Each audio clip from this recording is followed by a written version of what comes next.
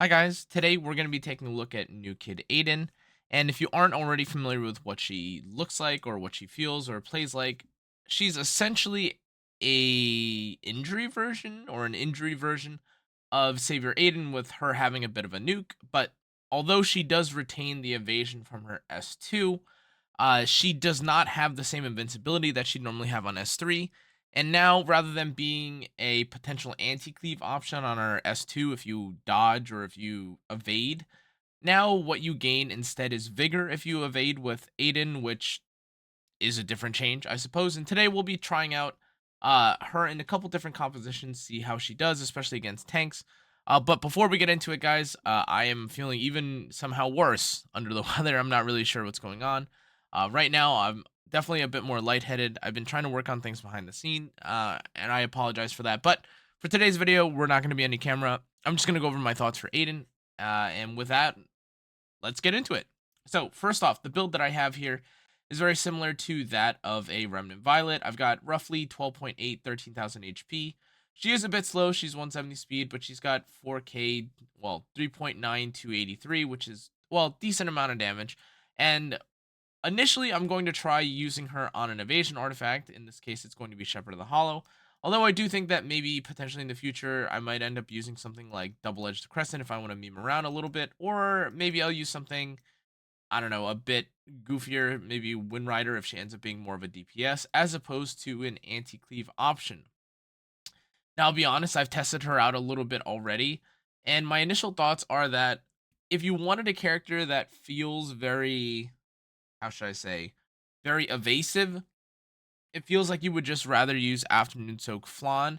And given that Afternoon Soak Flan is in theory should be easier to pick up whenever she returns, just because you can spend you know, normal bookmarks or covenant bookmarks to pull for them, does make her feel a little bit more appealing. And the real elephant in the room, I'd say, is the fact that this new Aiden is not even a character that you would, let's say, pick up from uh I don't know, for free through the story or something along those lines. This is a 4-star Mystic Summon character that you'd have to pull for from this banner or from the Mystic banner and get lucky with it.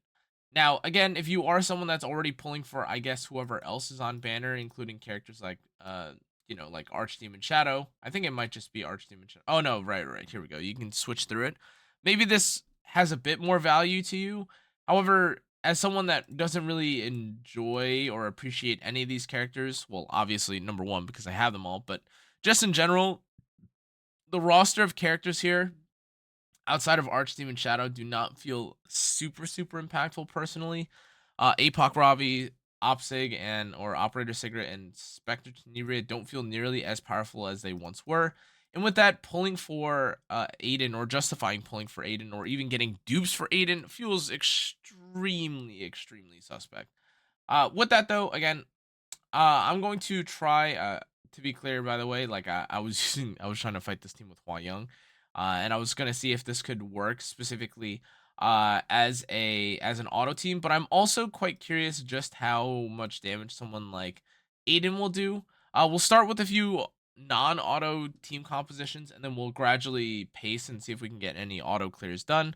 But yeah, without further ado, let's take a look at this damage. Now, again, one of the major concerns that I had for Aiden, and part of the reason why I adjusted, oh, and we're seeing it right here, about Aiden is, again, her ability to get hit.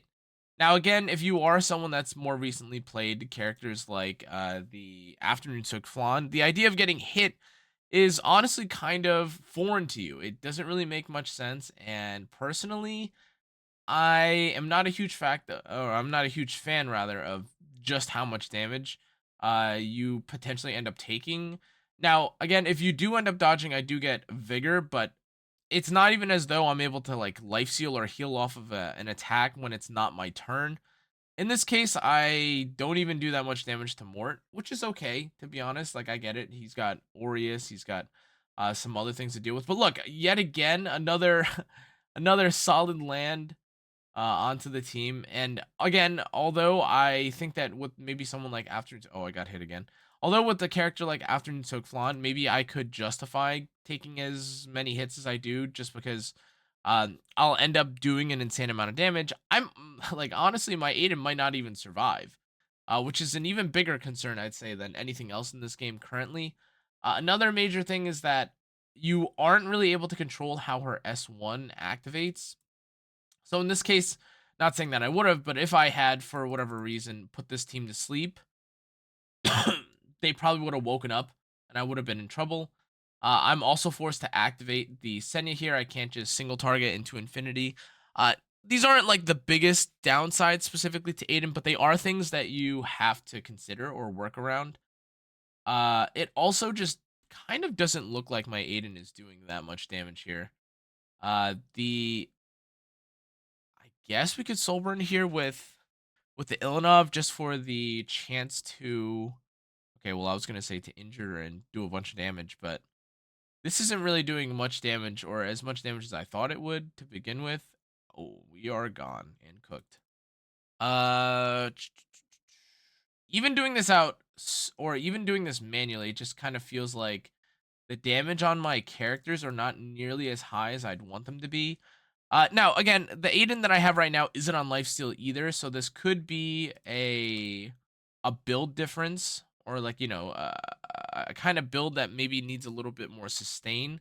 But in truth, from what I saw in the showcase, I wasn't entirely sold by the damage that she dealt, which is again why I wanted some of the. Oh, and this is over. Okay, well.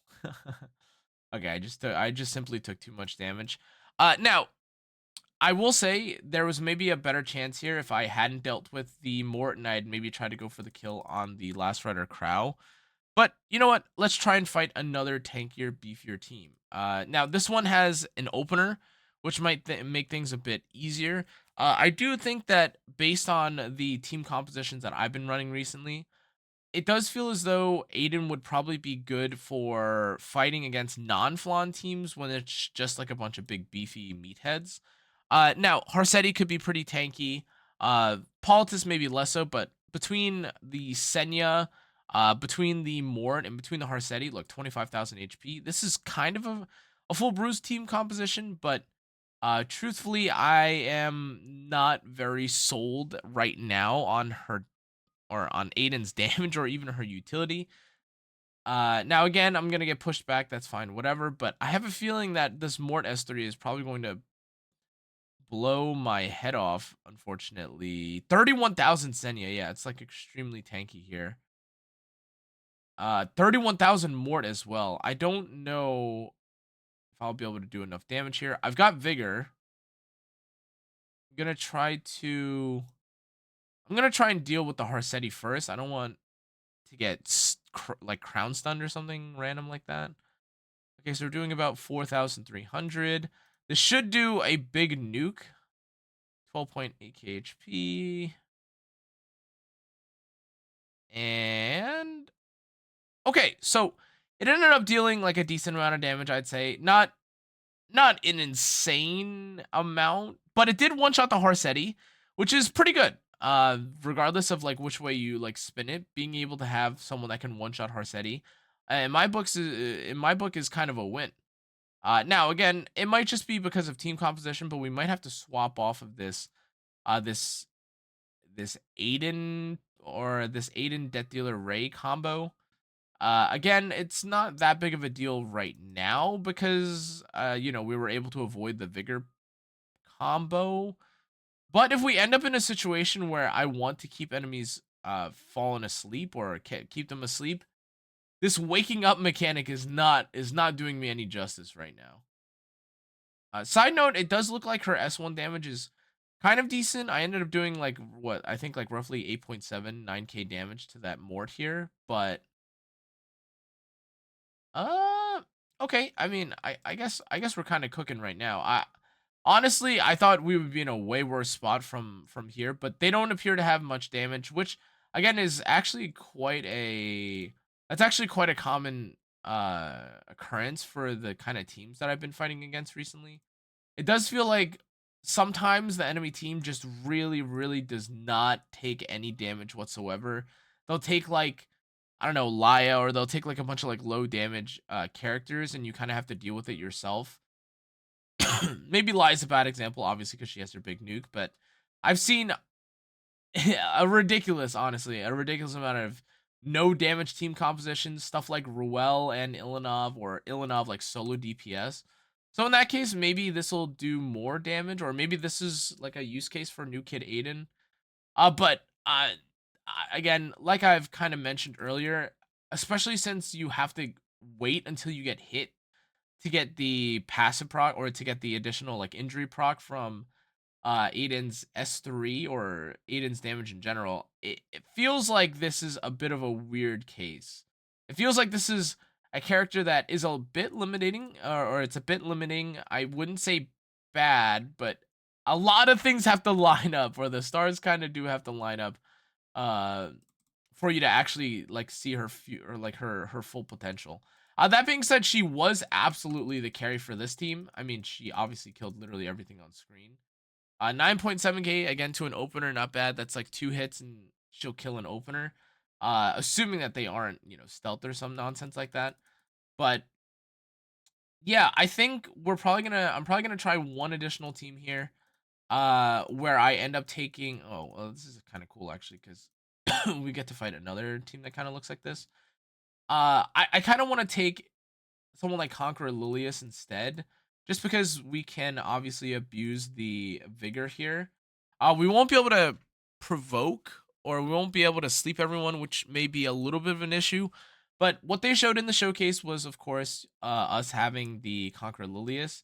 Uh, the only concern that I have with this, with this whole like Conqueror Lilius pick in general, is that Harsetti usually unbuffables the team.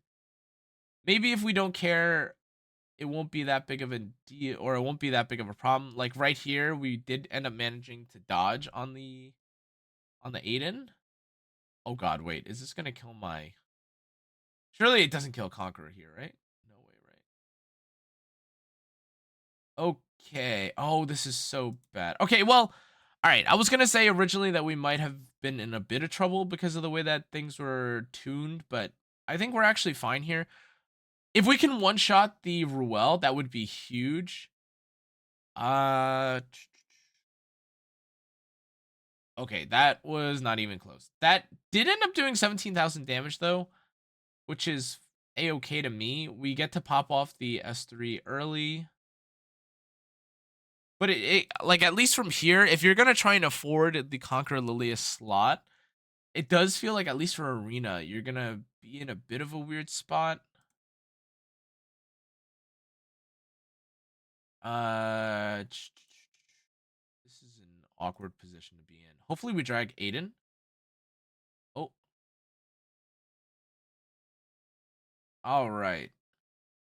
Right. Okay, so we have our cleanse. I'm not really like, this is about as perfect of a situation as we can be in as well. I'm not sold by what is being shown here. Again, I maybe could have had a bit of a tankier Conqueror Lilius, but I don't think it should take having the world's best Conqueror Lilius uh to use like a more aggressive team composition, especially with Aiden here. I didn't get to use my S3 on Ilanov, so I wasn't nearly as tanky either, but that's sometimes how these things go, especially when you're fighting against the Harsetti. Um, oh, we did survive that. That was pretty good. We don't have any heal though. That's kind of I think that's a bit of a concern for me.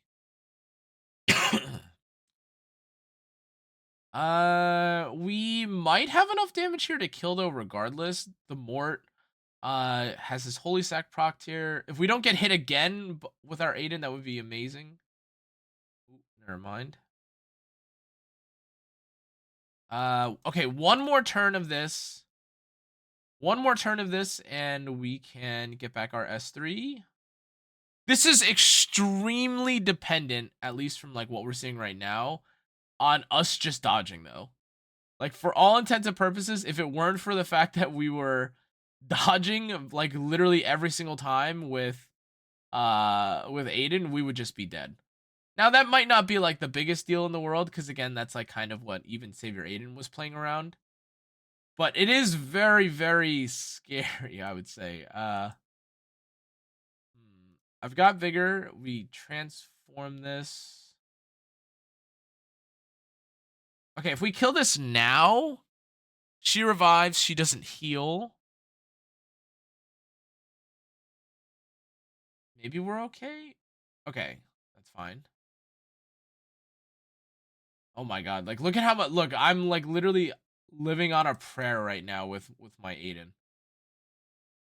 Uh, okay, I am down to give myself a reapply my barrier. Oh my god! Oh, please, please, please! Just one more dodge. Just one more dodge, please. Holy cow! I can't. All right, I didn't think we'd be this tanky, but like, hey, a dub's a dub, right? A dub's a dub's a dub. Ah, my god. I mean, obviously, again, we've got like we've got the tankiness from Ilinov. We've got Aureus. We've got pretty much everything in our favor at the moment. But like, I get it. It's a bloodstone. It's a bloodstone flan. However, I can't believe how long Adin has survived at 1 HP. Like, this is a real like living on a prayer, like Adin for sure. I do like the idea of again pairing someone like Adin with barriers, but like it does feel like if we just had one hit, like look at how close we are to dying. Like one hit does not seem very safe for us.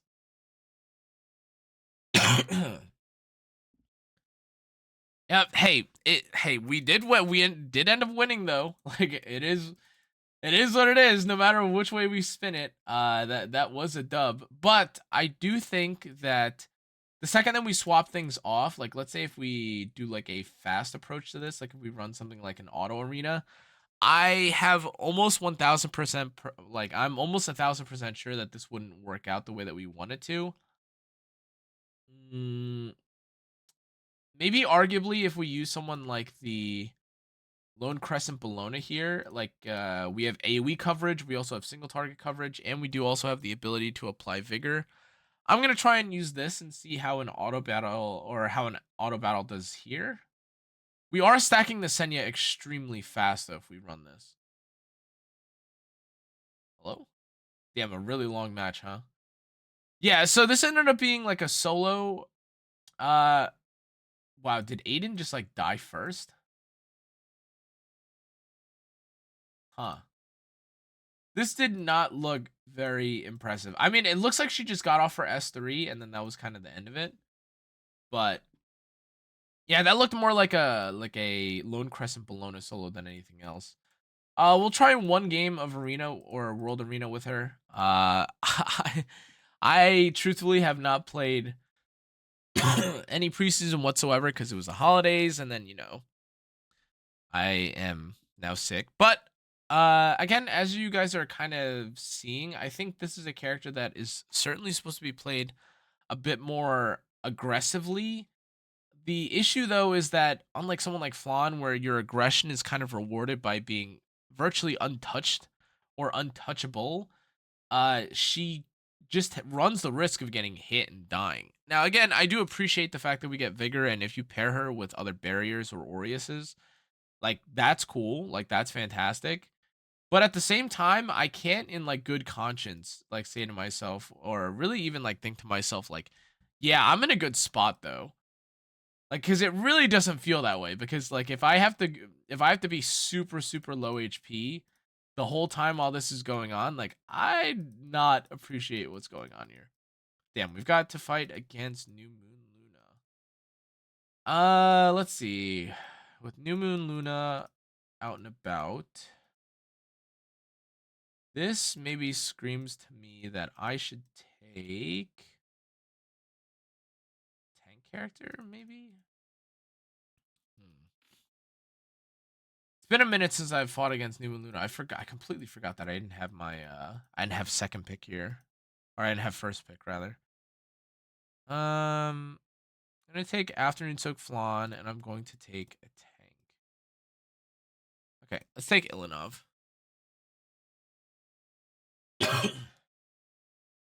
Now again, if he ends up pivoting and playing slower, I think that's okay. Okay, yeah, there we go.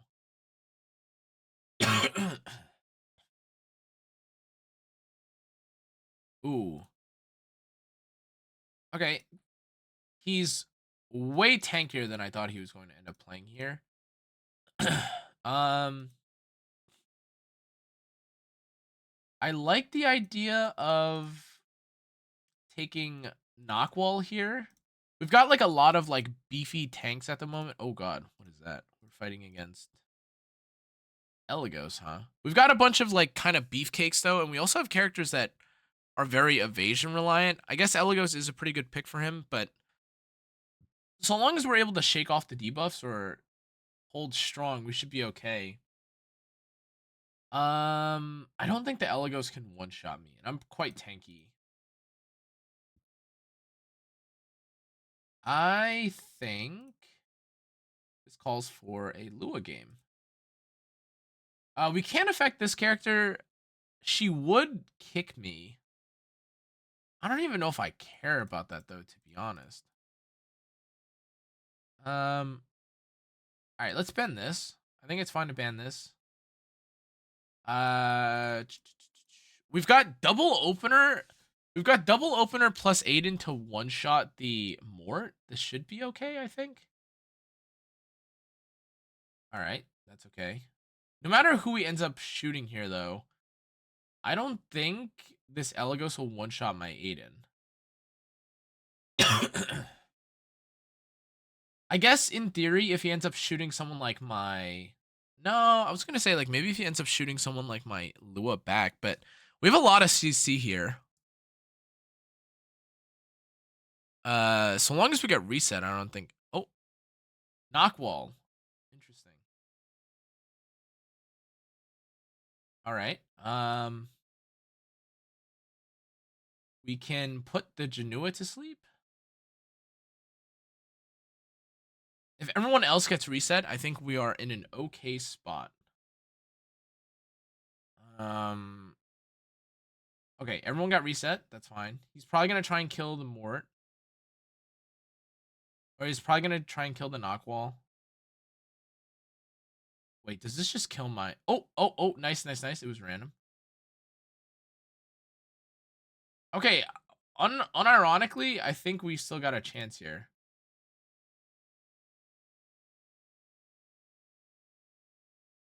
Um.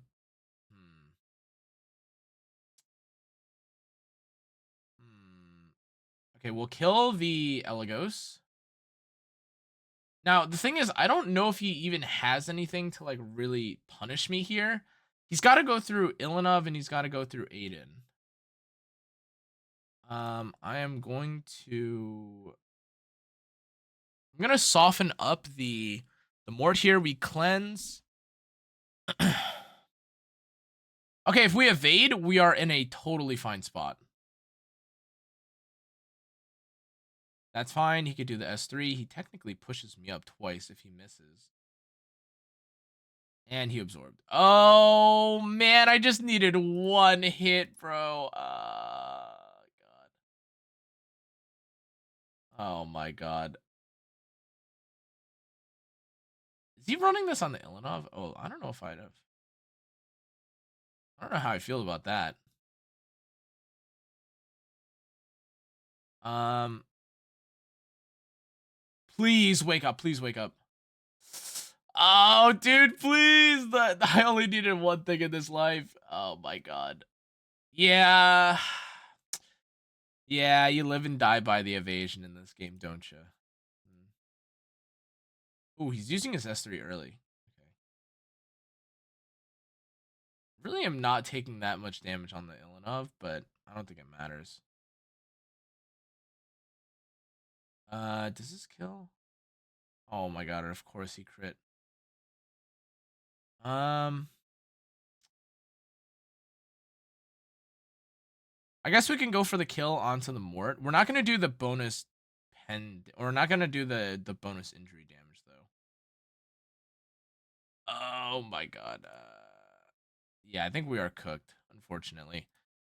Yeah, this is like I mean, you guys are seeing right now like why this is kind of a frustrating this is kind of a frustrating system. Like I get it, there was a new moon Luna, but like we had a cleanse and like the one like literally the one, the one case that we needed to dodge with Adin, she got hit, she died. It is what it is. I don't necessarily know if I'd attribute that to being new Kid Adin being like a terrible character or anything like that, just because again that could happen to pretty much any 70% of Asian character. I'm looking at you, Rylet.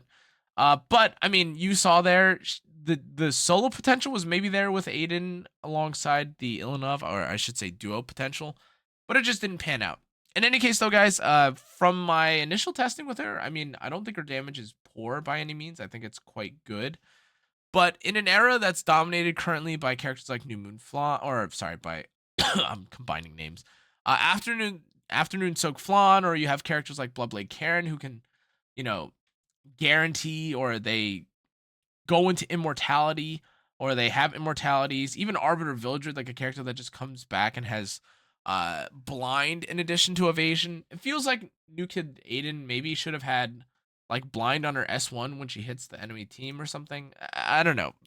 Whatever the case is, though she is very powerful, I think if you are someone that goes from playing Flan into then trying New Kid Adin, it will feel a little bit jarring. Obviously, people do, or I should say, there is the potential for people to ban out Afternoon Soak Flan, and in that case, maybe Aiden has a secondary role as this evasion character, especially when no 100% evasion characters are available on the board.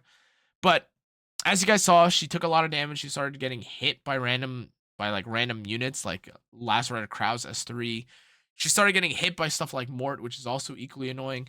But yeah, that's going to be it for today's video, guys. Hope you guys learned. Hope you guys enjoyed. If you did, make sure to check out the rest of my socials. Thanks again for watching. Apologies again for being very sick. I don't know what's going on. I'll probably go to the doctor soon. Thanks again for watching, though, everyone. I'll see you on the next one. Stay safe, stay healthy. Good night.